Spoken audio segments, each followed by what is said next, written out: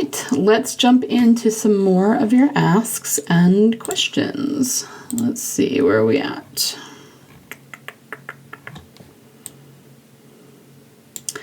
I've seen a lot of TDers over the years, except Beth being gone, but still believing that the plan was to always bring her back, but for some reason AMC chickened out last minute and threw the plan away. Even some people believe Emily was supposed to come back, but she chose not to. I don't know if I buy that because she loved working on the show, but maybe she had enough of the fandom drama, or maybe it was personal stuff that went down behind the scenes that she didn't want to be part of anymore. Obviously we don't know for sure, so I can't say with any authority, but I just don't think that's the case. Like you said, she loved being on the show, and the other thing is, why lie about it? You know what I mean? Why, if that were true and she chose to leave and she just didn't want to be part of it anymore, why have her go on The Talking Dead and cry and talk about how sad she was to leave the show? I mean, I've talked before about how there have been other actors who have chosen to leave, and sometimes they were really angry and sometimes they weren't, but they usually came right out afterward and told us what happened.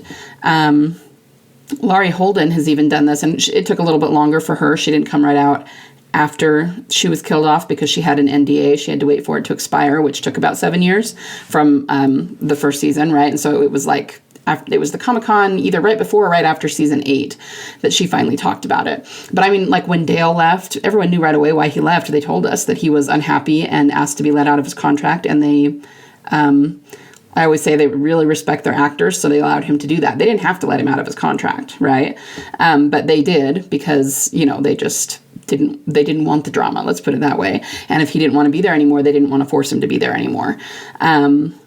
Something similar happened more recently, in a more recent season than that, with, I'm going to blank on his name now, the guy that played Jesus. He just wasn't getting as much screen time as he had hoped.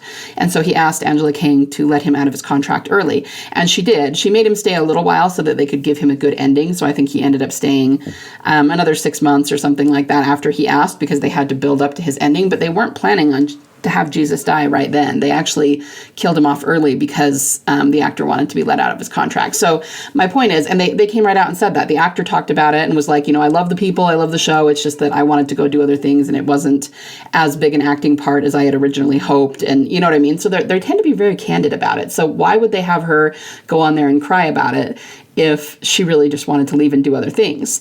There are plenty of other things we could point to, too. The fact that she hasn't taken any other big acting jobs. All of the ones that she's done since then have been for ABC, which is a sister company to AMC, which kind of suggests that she's still contracted to them, which was not true of the other actors either. Most of the other actors who have left have gone on to work for other studios, other networks. You guys got to understand, in season 5, that was the height of The Walking Dead's popularity, and that was the height of their viewership live when it was airing every week on cable, right? And the Daryl Beth storyline was the one people were tuning in for. It was the one everybody wanted to see and everybody wanted to know about. So Emily was arguably one of the most popular actors in the world after Coda, and yet she takes these little tiny one-off parts. I mean, it just doesn't make any sense. So I just don't see it being that. I don't think it's that she wanted to leave and they just let her out of it. If that had been the case, I think they would have just told us that. We have a precedent that they would have just told us that. And I don't think it's that AMC chickened out at the last minute and threw the plan away. Again, I can't say enough how often Gimple just doesn't work like that. It's just not the case. And if there are any changes that they absolutely have to make, they usually tell us what they are. So, like I said, obviously it's not something I can prove, but looking at the mountain of evidence we have, I just don't think that that's the case. And I understand why people think that. It's been a long time. People can't understand why it's been so long and she hasn't come back. But, I think, again, if she were not coming back, then we would know a lot more. They would have told us a lot more. The footage from season 5 that we haven't seen yet would have been released as deleted scenes, all of that, and we haven't seen any of that. So, thank you for your ask. Next one. Were you ever worried that the supposed Normally drama from the past could keep EK from wanting to return to the show? No. To put it simply, no. Well, for one thing, I'm not somebody who believes that Normally was actually a thing. And I know that I'm in the minority there, and most people believe that they dated at some point. But my issue is that the events that people point to and say that that's the reason they think they were dating There's two big ones. One is when they were kind of all over each other on the red carpet, and taking pictures.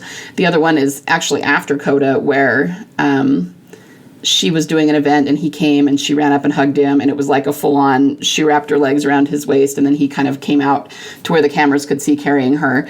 And, don't get me wrong, I loved those events as much as anyone else. I ate them right up. But there's no doubt in my mind that both of those things were planned as promotion for the show. So it's not that they couldn't have also been together, but in real life, but to point to that and say that's why I think they're dating, I'm telling you, both of those things were highly, highly promotional. So I am not personally convinced that they ever dated. So that's part of the reason normally drama doesn't bother me. But you also have to realize that even if I'm wrong about that, even if they did date, number one, they're both very, very professional people, and I don't think they would allow that to get in the way of their work life. And number two, there is no confirmed Normally drama anywhere. Okay, everything that's said is people making up stuff online. Oh, well, there was a fight, and he said this, and she said this, and you guys, that's just reality TV type drama. That's like Real Housewives of TWD. It's not real, and it's just things that people say online. And yes, they will swear up and down that they know that they're true and they have a source and all of that, but none of that was ever confirmed by either of the actors or through official channels. In fact, the only thing that's ever been said or officially is that both Norman and Emily's, quote unquote people have come out and said that they've never dated. And I get that people don't believe them. They think that's not true. And, in the same way that we kind of say that about TWD writers, that they say certain things and we don't think they're true. So I get that, but I'm just saying that that's the only thing official that's ever been put out, whether it's true or not. So don't get too wrapped up in, past Normally drama, because I don't think any of it's real, whether they dated or not. So anyway, either way, it's not something that I worry about or even really think about very much. Next one. Maybe the OG plan was to reveal her alive a long time ago and also reveal what happened to her body, but they kept pushing it back to get through the comic stuff. Now that 10 years plus have passed in TWD universe, they can bring her back, and it would be less of an outrage from the Kill Pedo Darrow people. I shouldn't be laughing. It's horrible, but I can't believe that was actually a hashtag, because Beth would be around 30 by now. Well, yes and no. I do agree that it got pushed back probably because of things like COVID and just, we've talked about that to death, the way that technology has changed and all of that. But the other thing, though, is that you got to understand that the people who said that, who were talking about the age gap and calling Daryl a pedophile and all of that, most of those, you guys, you got to understand, it wasn't something they really thought. The vast majority, especially of people who were freaking out about it online, were carolers. And they were doing that as an excuse because they didn't want Beth and Daryl together. So don't get me wrong, there are people who genuinely didn't like the age gap. I think I've told this story before, but I had a coworker that I talked to about it, and she told me she didn't love it because she had a 16-year-old daughter, and I kind of did the, yeah, but Beth's 18, and she said, no, I understand, but even if when she turns 18, if she showed up and said, hey, Mom, this is my boyfriend, and he was like 35, I wouldn't be comfortable with that. And, it just comes down to the same thing we always say. Well, you understand, but it's just about whether it's not really about age once everyone's of age. It's about whether the relationship is healthy or not. I have a high school friend whose parents are 12 years apart, but they've been married for 35 years now and have 4 kids together, and it's a very happy, healthy relationship. Once everyone is over 18, so that there's not any kind of statutory issue going on, the age doesn't really matter. And in the apocalypse, things would be very, very different. So I understand why people are uncomfortable with it, or would be in our society, but again, just not really a thing. But anyway, my point is that most of the people who were saying that, specifically the ones who were being really trolly about it and freaking out online, were people who shipped Daryl with other people. So they were coming up with like really stupid excuses why this relationship shouldn't be a thing. It's the same thing with, I remember hearing that a lot of them said that Emily was a terrible actor. And I was going, okay, number one, what does that have to do with Daryl and Beth? Absolutely nothing. And number two, they didn't think she was a terrible actor until they realized that she was going to be Daryl's love interest on the show. Before that, they had no problem with her, So it was, you could kind of see through the trolley behavior. So all I'm saying is that Yeah, people who genuinely thought she was too young might be fine now, but the vast majority of the people who were saying that are going to scream and rail just as hard because it really had nothing to do with that. That was just the argument they were hiding behind. And what they really think is that Daryl needs to be with Carol, or, if it's other ships, whoever they ship him with. So I wish we could say that there will be less ranting when she comes back this time around. And maybe there will be a little bit less, but the people who were pissed off and ranting about it before are still going to be pissed off and ranting about it. So just keep that in mind, and keep in mind that the people who were claiming that, I don't think they really thought that. They'll tell you that they did. They'll tell you that they won't admit anything I just said, because, that would make them look bad. But most of them, it was an excuse. They were just coming up with anything they could possibly think of because they didn't like the storyline, and they didn't like Daryl and Beth being together romantically. So just something to keep in mind. All right, next one. When did Gimple react to the spoon riot? I thought everyone at AMC was radio silent about the whole thing. No, they did react to it, but for the most part, they didn't say anything. I mean, they were pretty vague. They were just like, well, they would kind of go back to their same old talking points. Yeah, I mean, we understand that fans are upset, but we really felt this was the right thing for the character, and we really planned out the story carefully. And they would just kind of say the same old things that didn't really mean anything. There was an article I remember reading where Gimple said they were working on it, which made it sound like they were working on bringing Beth back. We can't find that article anywhere now. So I don't know if it was a real article. Because I don't have a reference for it, I can't really use it as evidence of anything.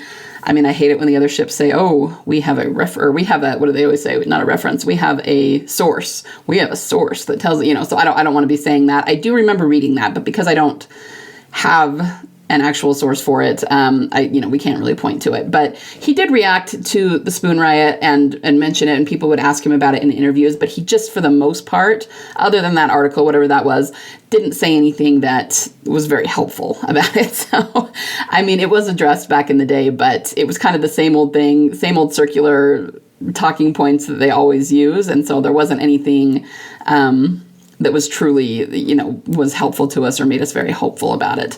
So, yeah, that's about all we can really say on that. And I wouldn't say that they're radio silent, because they usually do answer things. They answer questions, but they manage to answer without actually saying anything. It's kind of like when people ask about, did Daryl have feelings for Beth? Well, if he did, he didn't really recognize what they were. Okay, can you just say yes or no? You know what I mean? But they're not going to. And it's because they say certain things so that they're not giving anything away, and so that they're sort of keeping the door open for the future. So they're not going to give us a straight, concrete answer, not until she returns, and that it was kind of the same thing with the spoon riot, the spoon issue. So you're not missing anything there because you didn't know that they reacted to it. It was just kind of the same old answers, or non-answers, if you will. I've heard Beth fans and former TDers say that even if they brought Beth back after all this time, it would feel so hollow. She missed so much and so many people. And she doesn't even know Glenn's dead, Sasha's dead, Tyrese is dead, Carl is dead. Ideally, I wanted her to be revealed during 510 like we predicted, because the show was at its peak and it would have been an insane review. But hey, I'm desperate at this point. I mean, I don't think it would feel hollow. I think it would be wonderful. I think that's a personal preference kind of a thing. So here's one of my theories about it. I actually kind of wonder if she thinks everybody's dead. Like, I mean, there were things that were left at Terminus that they never really followed up on, like the things that the people took off Maggie's group. So remember the things that Rick saw that made him realize something was wrong. I mean, there was the riot gear that Glenn was wearing. There was Daryl's poncho, which Maggie actually wore into Terminus. And then there was the watch that was Glenn's. And the only thing they actually took out of there with them was the watch.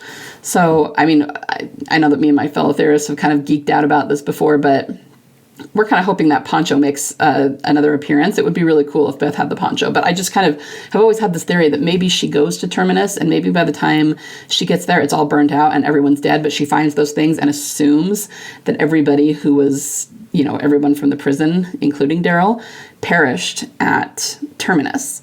And so that could also be why maybe she hasn't hasn't been looking for them because she thinks they're all dead in the same way that Daryl thinks she's dead. And that would actually be kind of an interesting mirror between their two arcs. So if she were to find that anybody was alive, then she would be really happy because she assumed everybody was dead, you know. And of course, she'll be sad to hear about what happened, you know, that Carl got bitten. You know, Glenn's death was really super horrible. And I do wonder how she'll react to Negan a little bit. But I don't know. Overall, I don't worry about it not lining up or not being hollow, because at this point they have set up so much in advance that it's not going to be hard to make it feel like a continuous story. You know, to really make a story be satisfying to the audience, you need to have setups, and then you need to pay those setups off. They have had like mountains and mountains of setups for this, and now we're just waiting for the payoff. And when it comes, Gimple's a good enough writer, Kang is a good enough writer. You know, I loved Daryl Dixon season 1. I think the showrunner for that is amazing, and I think it's going to be great. I think that very, very easily they're going to call back to season 4 and season 5 and what happened, and there's going to be a lot of emotion there. And, you know, heaven knows Norman can emote like nobody's business, so it's going to be a very emotional time for Daryl. And you know what I mean? I'm not worried about it not living up to our expectations. I think it's going to be fabulous. So I guess I understand why people would say that, but it's not something that I'm worried about. Obviously, I wish she was revealed alive earlier as well, but that doesn't mean that I hope she's not, because she hasn't been already. I'm still, you know, obviously I'm still waiting for her to show up, and I'm very, very excited for her to show up. So anyway, thank you for your thoughts on that. All right, I'm going to call it there for today, guys, but I will be back hopefully soon with more questions and answers. Everyone have a lovely day.